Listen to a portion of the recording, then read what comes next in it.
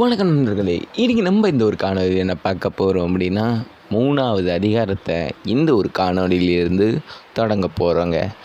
வாங்க இந்த ஒரு காணொளியை தொடங்கலாம். ஆனால் அதுக்கு முன்னாடி என்னோடய சேனலை சப்ஸ்கிரைப் பண்ணாதவங்க சப்ஸ்கிரைப் பண்ணிக்கோங்க. இந்த ஒரு வீடியோவுக்கு லைக்கை போட்டுக்கோங்க. அப்புறம் உங்கள் ஃப்ரெண்ட்ஸ் அண்ட் ஃபேமிலிக்கு ஷேர் பண்ணிக்கோங்க. இந்த வீடியோ எப்படி இருக்குன்றதை பார்த்து முடிச்சுட்டு கடைசியாக போகும்போது ஒரு கமெண்ட் பண்ணிட்டு போங்க. அப்போ தான் இந்த மாதிரி வீடியோஸ் நிறைய பேருக்கு ஷேர் ஆகும்.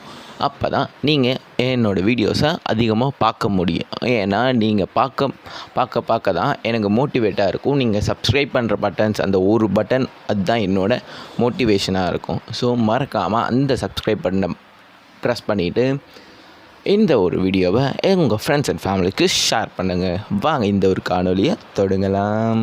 இன்றைக்கி நம்ம பார்க்க போகிற அதிகாரம் 3வது அதிகாரம். இந்த 3வது அதிகாரத்தோட பேர் என்ன அப்படின்னா, நீத்தார் பெருமை. இந்த ஒரு அதிகாரத்தில் முதல் குறள் என்னன்றதை போய் பார்த்துட்டு வந்துடுவோமா? வாங்க.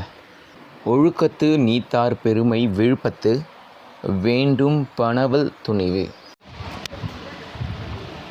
ஒழுக்கத்தில் நிலைத்து நின்று பட்டவர்களின் பெருமையை சிறந்ததாக போற்றி கூறுவதே நூல்களின்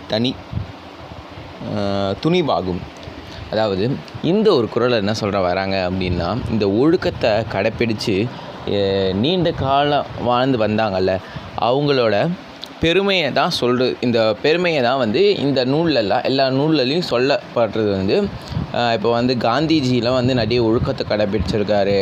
காமராஜர், ஸோ அந்த மாதிரி நம்ம பெருந்தலைவர் காமராஜர் தலைவர்கள்லாம் சில பல ஒழுக்கத்தை கடைப்பிடிச்சதுனால தான் நீண்ட காலம் வந்தாங்க. அவங்களோட அகிம்சை போராட்டம்லாம் நிறைய விடுதலை போராட்டம்லாம் அவங்களால நம்மளால் கிடச்சிது. ஸோ இந்த மாதிரி ஒழுக்கத்தை நம்ம கடைசியாக